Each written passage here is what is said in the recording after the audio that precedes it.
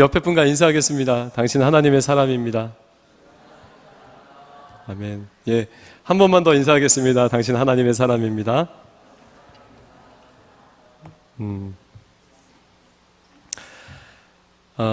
예수를 만난 사람들 세례 요한 편으로 오늘 말씀을 나누도록 하겠습니다. 세례 요한은 예수님의 제자도 또 사도도 아닙니다.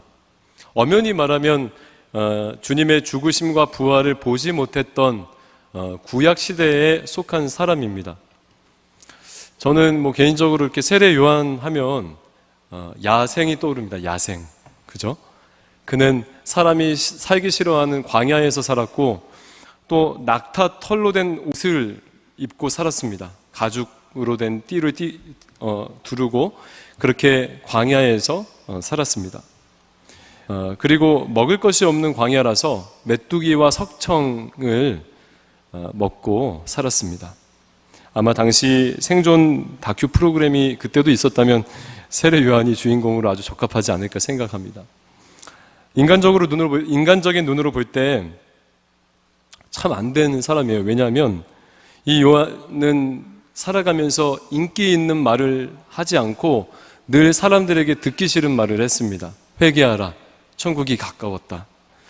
그렇게 어쩌면 외롭게 살다가 결국 목이 잘려 죽게 된 비운의 선지자가 바로 요한입니다.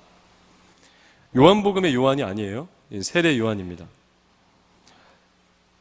그래서 예수님이 나타나자 쓸쓸하게 뒤로 물러나야 했던, 예수님을 주인공으로 앞에 세우고 자신은 조연으로 뒤로 물러서야 했던 그런 사람이 세례 요한입니다.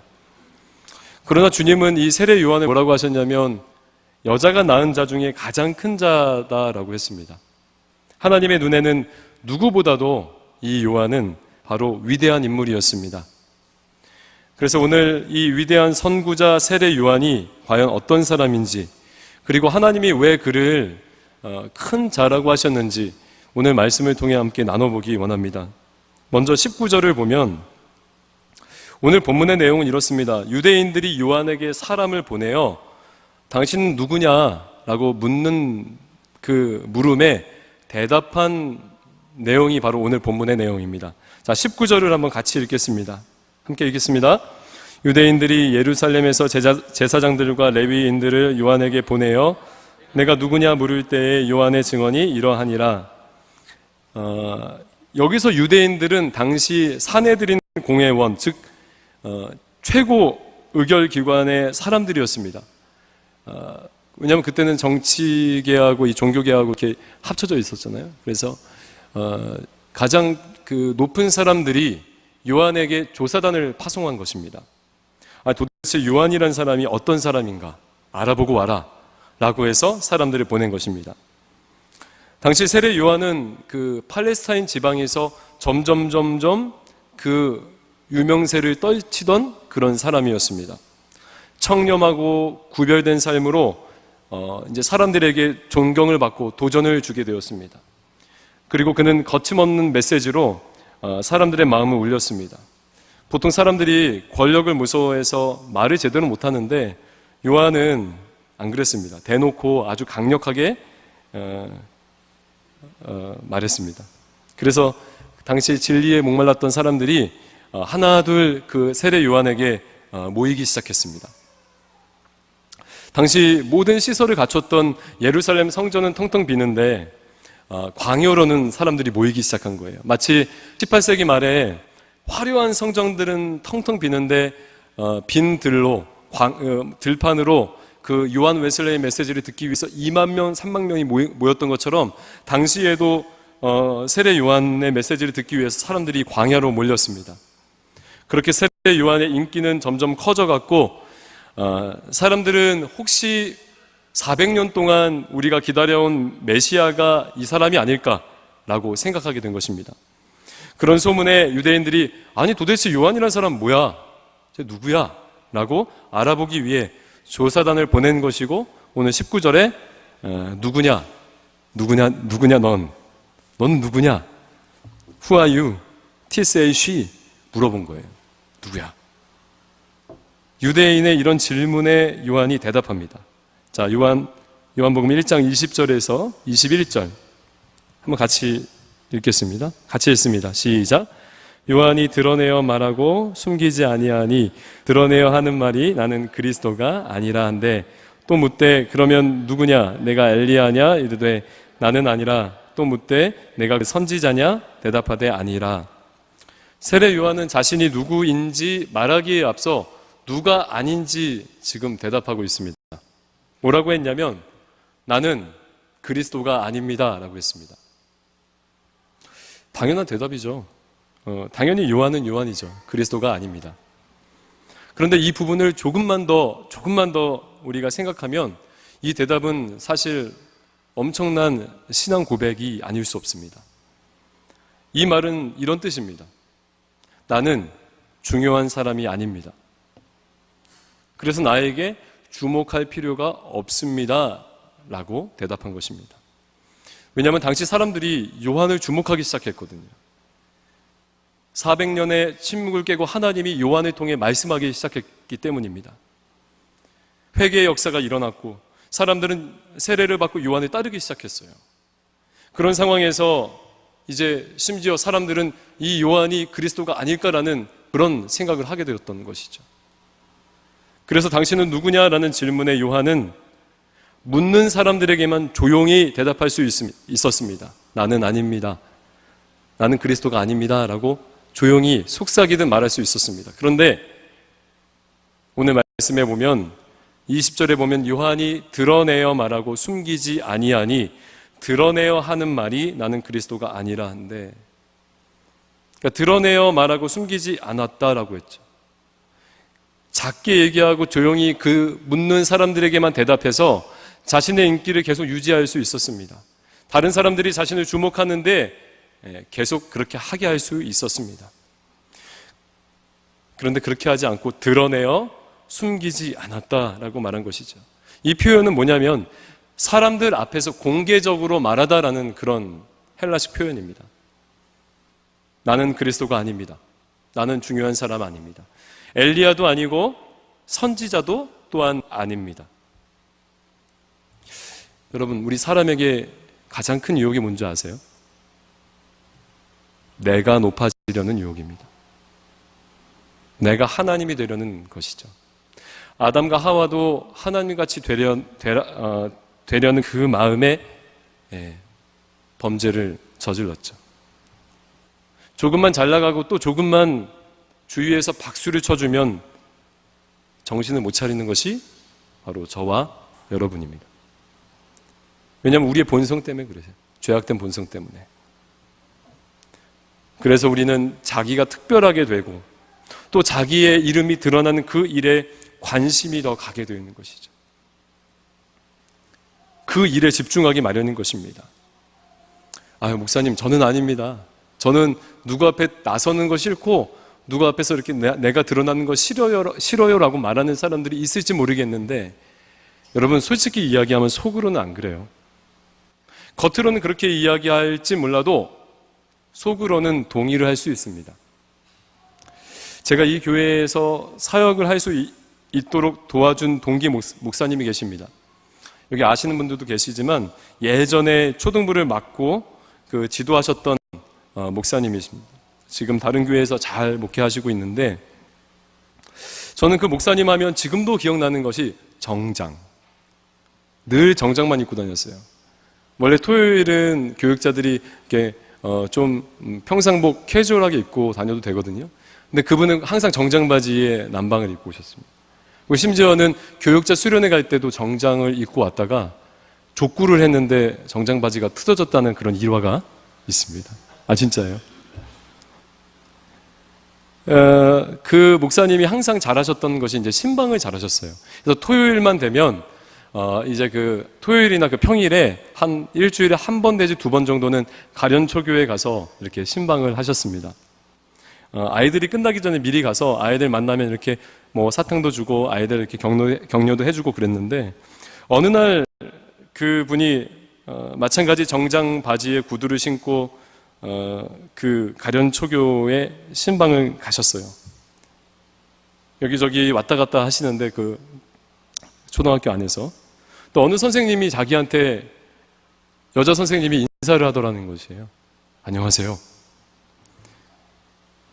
그리고 뭐 인사를 하니까 안 받아줄 수 없으니까 받아줬는데 그 조금 있다가 또 조금 가는데 다른 선생님이 또 와서 깍듯하게 인사를 하는 것이. 물론 그분이 저보다는 좀 나이가 좀 들어 보이긴 해도 그렇게 뭐 아니거든요. 근데 인사를 하더라는 거예요. 그리고 또 조금 있다가 보니까 또 한 선생님이 와서 아주 깍듯하게 인사를 하더라는 것입니다. 처음에는 이렇게 받다가 나중에는 이렇게 뒷짐지고 받았다라고 하더라고요. 알고 보니까 그날 외부에서 장학사가 오는 날이었다고. 그래서 장학사님인 줄 알고 인사를 아주 끝까지 뒷짐지고 잘 받았다라고 하더라고요. 재미있는 일화지만 여러분 이런 것이 뭐냐면 암묵적 동의입니다. 암묵적 동의. 내가 말은 하진 않아도 내 자신이 높아지는 그 일에 속으로 동의한다는 뜻이에요. 제가 어저께 어떻게 하다가 결혼식 사회를 봤습니다. 제가 사회를 봤어요. 근데 그 결혼하신 분하고 저하고는 한마디도 해본 적이 없었는데 사회를 봤습니다. 물론 부모님들을 알아서 이제 봤는데 사회를 보고 나서 이제 저한테 어느 분이 오시더니 목소리가 너무 멋있어요. 어떻게 이렇게 멋있어요? 막 그러는 거예요. 그래서 제가 이랬죠. 아닙니다. 아니 잘 들어주셔서 너무 감사합니다. 라고 말은 했지만 제 마음 안에서는 저도 알아요. 저도 알아요. 이 말하는 직업을 가진 목사입니다. 저 이런 이제 마음을 죄악된 저의 본성 때문에 그렇습니다.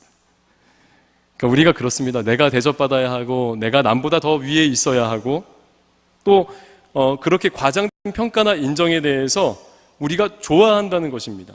그리고 내가 겉으로는 아니라고 이야기할지 모르지만 사실 속으로는 웃을 때가 있는 것이죠. 그리고요, 여러분 더 나아가면 이런 마음이 더 나아가면 어떻게 되냐면 자랑하고 싶어 합니다.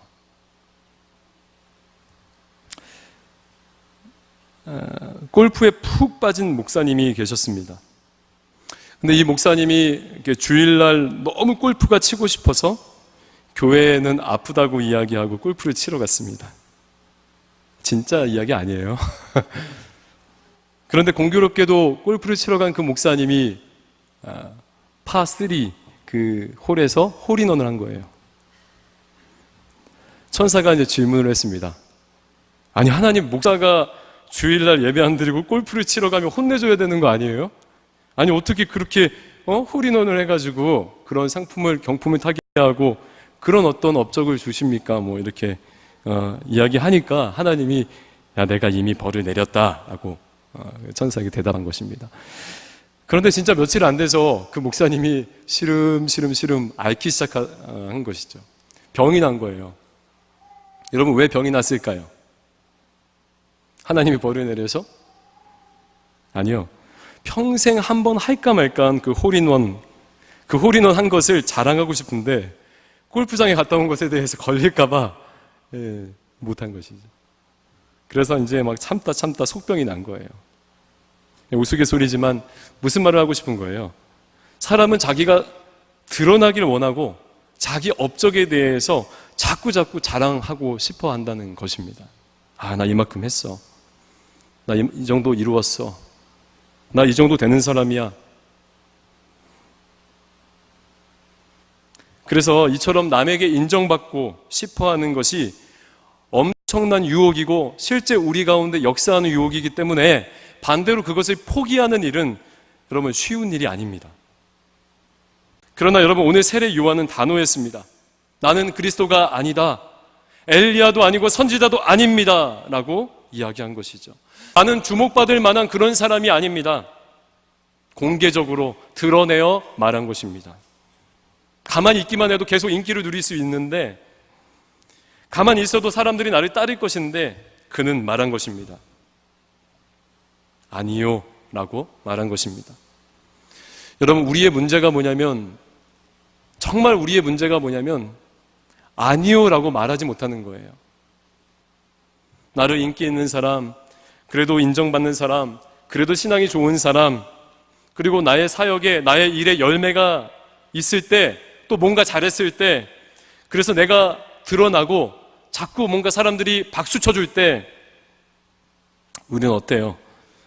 더 내가 높아지기를 원하고 내 업적을 자랑하기를 원하고, 아니 그것이 아니면 속으로 암묵적동이 적당히 받아들이면서 즐긴다는 이야기입니다. 그러나 여러분, 성경은 허탄한 자랑은 악한 것이라고 했습니다. 예레미야서 9장에 보면 지혜로운 자는 그의 지혜를 자랑하지 말라, 용사는 그의 용맹을 자랑하지 말라, 부자는 그의 부함을 자랑하지 말라고 했습니다. 왜입니까? 이 모든 것들이 지혜, 부, 어떤 사역의 열매, 이 모든 것들이 사실은 하나님께서 주신 것이기 때문이죠. 내가 한 것이 아니라 하나님이 하게 하신 것이라는 이야기죠. 하나님께서 세례 요한을 보내서 사람들에게 말씀하신 것입니다. 세례 요한이 아주 강력한 메시지를 선포하는 그런 설교가가 아니라 하나님이 보내셔서 그의 메시지를 하게 하신 것이죠. 그래서 그가 위대한 것입니다. 그래서 자랑하려면 하나님을 자랑하는 것이죠. 내가 드러나고, 내가 높아지고, 내가 잘나고, 내 이름이 드러나는 데는 아주 위험한 요소가 있습니다. 그래서 우리는 피해야 합니다. 우린 주인공이 아니고 여러분 조연임을 기억하시길 바랍니다. 저와 여러분 주인공이 아니에요. 주인공 누구죠? 예수님이죠. 우린 조연입니다. 주인공이신 그리스도를 빛나게 하는 조연이 우리입니다. 그래서 여러분 자신의 업적, 아니 우리 자신을 더 드러내고 자랑하는 데 익숙하지 않길 주의 이름으로 축원드립니다. 주목받고 인정받을 때 아니요 라고 대답할 수 있는 은혜가 여러분 가운데 있길 축원드립니다. 그러면 그리스도가 아니라고 대답했던 이 세례 요한, 그럼 누구일까? 그의 정체성은 무엇일까? 말씀 23절을 같이 읽겠습니다. 자, 같이 읽습니다. 시작. 이르되 나는 선지자 이사야의 말과 같이 주의 길을 곧게 하라고 광야에서 외치는 자의 소리로라 하니라. 여러분 이 본문 많이 묵상하셨죠? 아주 은혜로운 말씀이기도 하고, 요한은 자신을 광야에 외치는 자의 소리라고 했습니다. 이사야의 예언을 인용한 것이죠. 이사야 40장 3절에 보면 외치는 자의 소리여 이르되 너희는 광야에서 여호와의 길을 예비하라, 사막에서 우리 하나님의 대로를 평탄케 하라 라고 했습니다. 여기서 광야에서 외치는 자가 세례 요한이 아니라 외치는 자의 소리가 요한인 것입니다. 광야에서 외치는 자가 요한이 아니라 외치는 자의 소리가 요한이란 이야기예요. 소리입니다. 소리. 요한의 정체성은 소리입니다. 한번 생각해 보세요. 여러분, 소리는 메시지를 전합니다. 메시지를 담고 있습니다. 그러나 소리는 형체가 없습니다. 이거예요.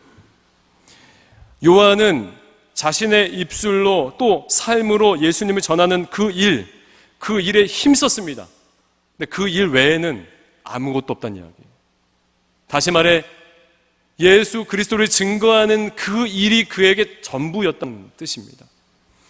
여러분 그 시대 요한이 어땠는 줄 아세요? 정말 뭐라 그러죠? 팩트 폭행? 예, 팩트 폭행남? 정말 있는 대로 다 얘기했습니다. 잘못된 것들에 대해서 지적했어요. 얼마나 그 설교가 강력했는지 많은 사람들이 그 설교를 듣기 위해서 광야로 찾아왔습니다. 심지어 여러분 바리새인과 서기관들까지 요한을 찾아왔어요. 그리고 그 요한은 요단강에서 세례를 베풀었고 예수님에게까지 세례를 주었습니다. 또 그는 사회 정의를 위해서 부르짖는 개혁가이기도 했습니다. 당시 권력의 정점에 있던 그 헤롯 왕이 동생의 아내를 취하자 여지없이 지적했습니다.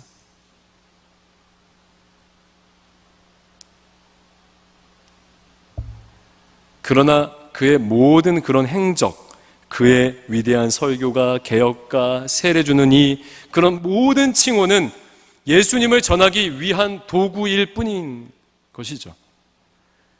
그 타이틀을 위해 요한이 열심을 낸 것이 아니라 바로 광야 같은 이 세상에 예수 그리스도를 전하기 위해서 그가 위대한 설교가였고 개혁가였고 또 세례 주는 이였던 것입니다. 예수를 담고 있는 소리였던 것이죠. 소리. 예수님 빼면 아무것도 없는 거예요. 예수 그리스도를 전하는 그 일 빼면 아무것도 없는 것이죠. 여러분 과연 소리입니까? 여러분들 진짜 예수 그리스도를 전하는 그 일, 예수 그리스도를 위해서 사는 그 일 외에 여러분들에게 남아있는 것이 얼마나 많습니까? 무엇이 있습니까? 많죠. 오히려 예수 그리스도를 전하고 증거하는 그 일이 내 삶에 찾아보게 될 정도로, 찾아봐야 할 정도로 그런 일이 되지 않았습니까?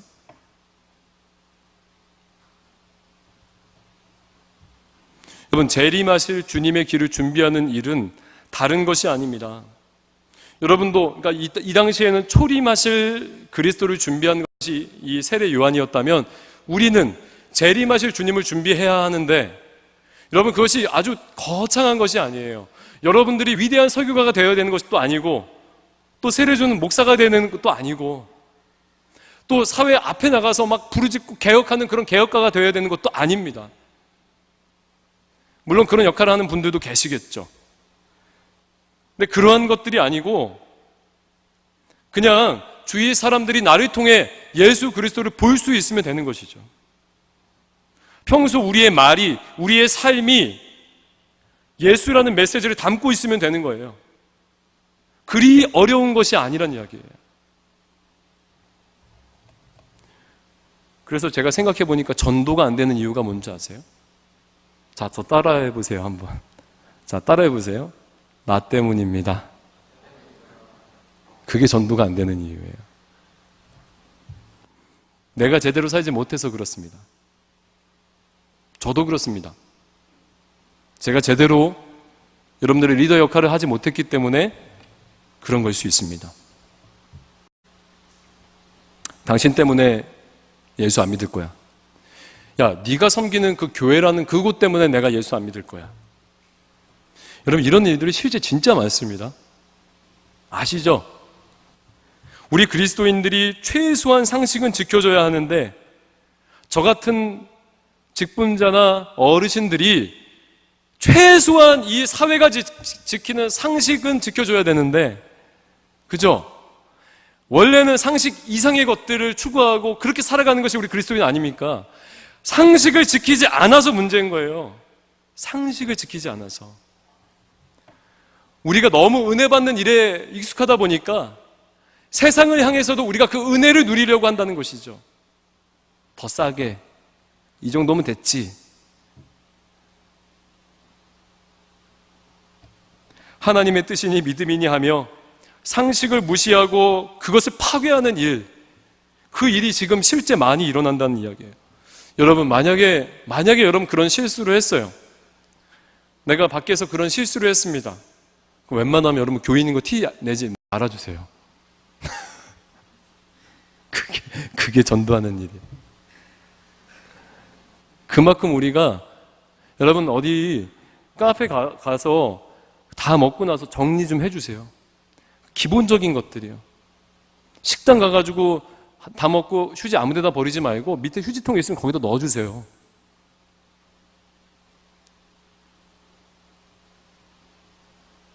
지금은 모르겠지만 여러분들이 만약에 이곳에 귀한 어떤 강사님이 오신다면 강사님이 사역하실 수 있도록 충분히 그 사례를 드리세요.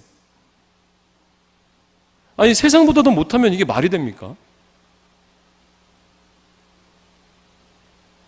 우리 가련교회나 이런 교회가 어떻게 이렇게 든든해지고 풍성해졌습니까? 그런 거 하라고 하는 거예요. 작은 교회들이 못하는 거예요.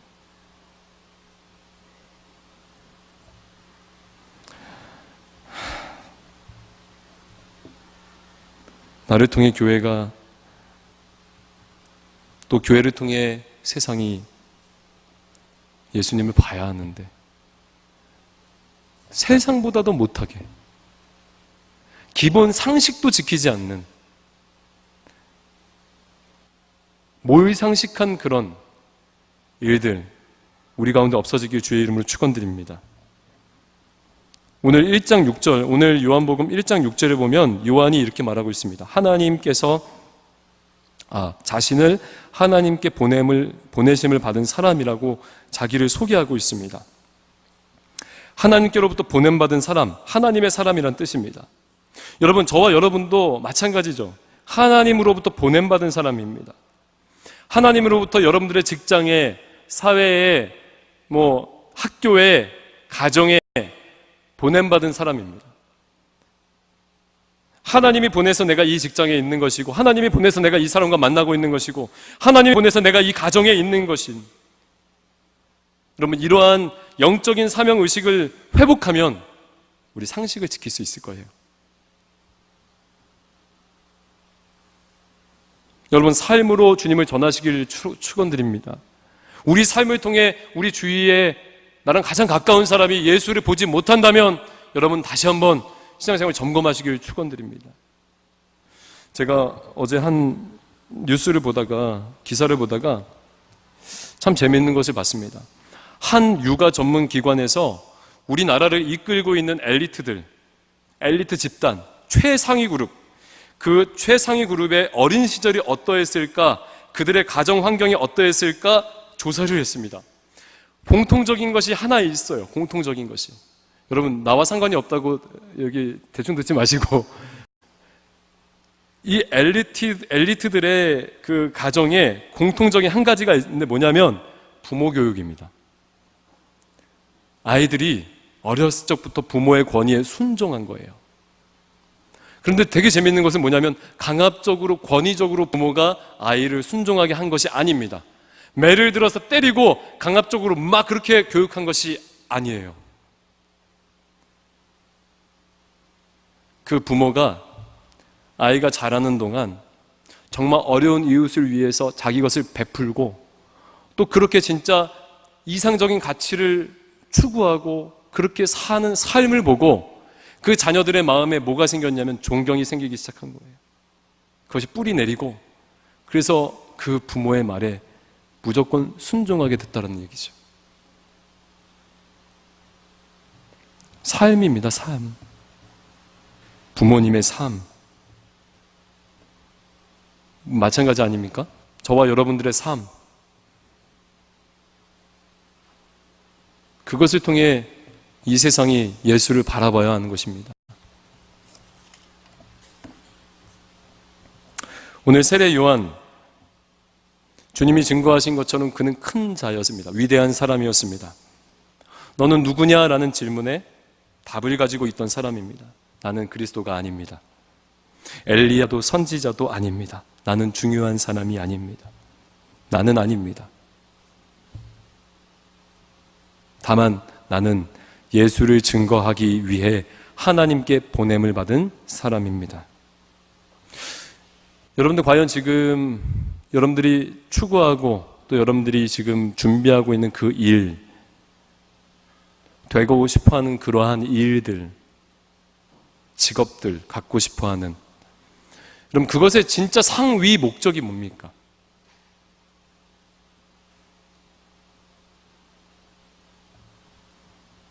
답을 가지고 있어야 됩니다.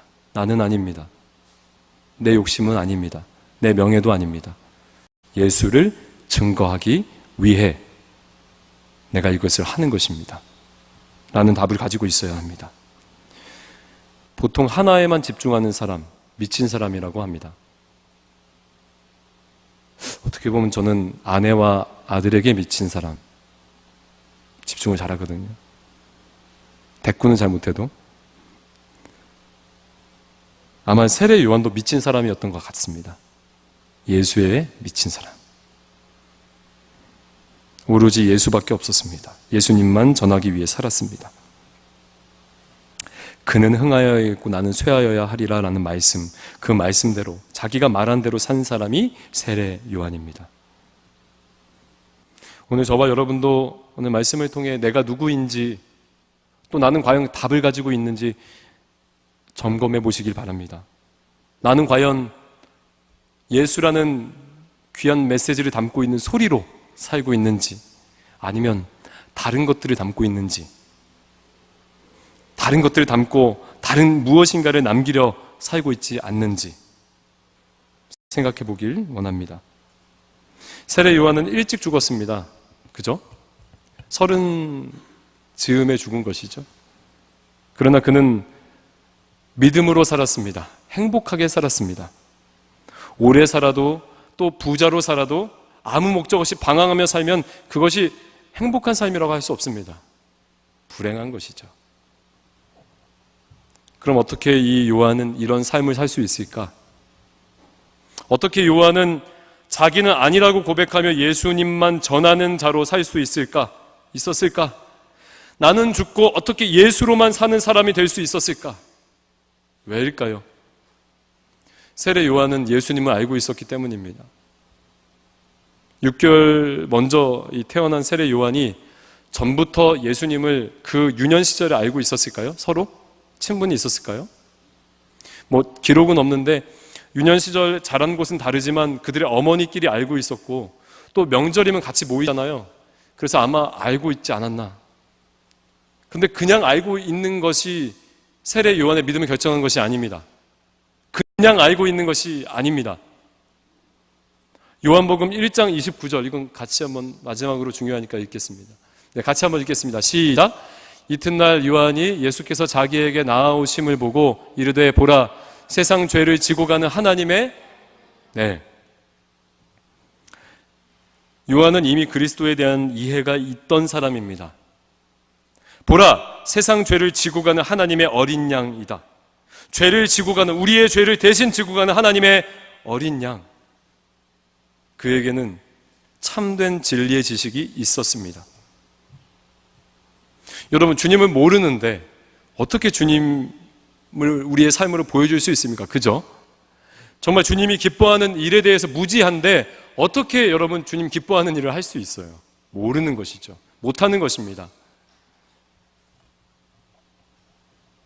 그래서 여러분, 우리가 매 분기마다, 아니 매주마다 우리가 다시 다짐해야 될 것이 이것입니다. 말씀을 통해 주님을 바르게 알아야지. 주님이 어떠한 분인지, 내게 어떠한 일을 행하셨는지 내가 바르게 알아야지. 그냥 아는 것이 아니라, 친분이 있는 것이 아니라 정말 말씀을 통해 내 안에 나의 죄를 대신하여 십자가에서 대신 심판받으신 그 예수 그리스도, 그리고 3일 만에 부활하셔서 우리를 의롭다 하시며 다시 오실 그 주님, 그 주님에 대한 참된 지식이 우리 가운데 늘 있어야 하고 늘 우리가 목말라 해야 할 것입니다. 우리 청년부가 이제 앞으로 어성경 읽어지네, 복음의 기초, 제자훈련, 수련회, 또 새가족 수양회, 이런 1년의 행사들을 통해서 더 주님에 대해서 알아가는 그런 은혜가 있길 간절히 축원드립니다. 기도하겠습니다.